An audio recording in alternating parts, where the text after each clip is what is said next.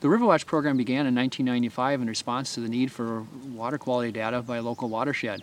And since that time, we've expanded to 25 schools throughout the Red River Basin in the Minnesota portion of the basin. We have over 150 sites now that are monitored by schools throughout the Red River Basin, providing us valuable information that we would not have otherwise.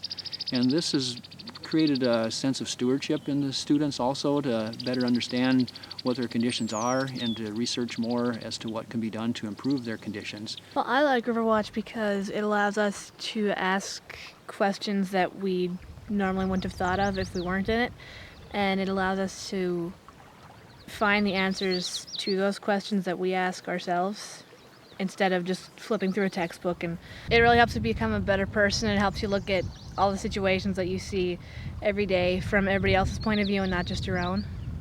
I think that Riverwatch is one of the greatest experiences I've had as a teacher, mostly because this gives kids a chance to do science where science happens, and that's in the real world.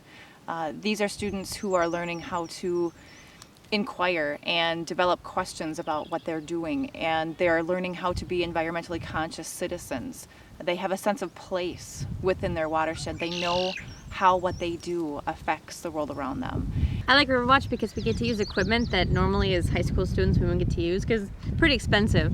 So we have like access to those kind of tools that normally we wouldn't be able to. Students in this program have to calibrate, operate, and understand the equipment used to collect the data. They have to learn how to analyze that data, and they have to learn how to present it to the community at large. These students can speak to water quality professionals with ease and with someone who doesn't know anything about water quality and explain the meaning of the data collected. The data that we use is real. It is sent to watershed districts and labs and used throughout the state. This is not a bunch of data that students are writing on paper and never gets seen. This goes into a database, and people who make decisions use this data. The standard operating procedures these students have learned and know that they need to do make the data quality. You know, as we go out to each monitoring site, we see the kids having a lot of fun out here.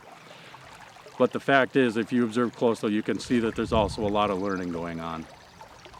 Very simply, we'd like to see more schools get involved so that more kids get outside. My favorite things about Riverwatch are getting a chance to get outside and learn about science. A lot of science we do now is just a lot of indoor stuff, and you can't really get a grasp of it unless you're outside and actually seeing it.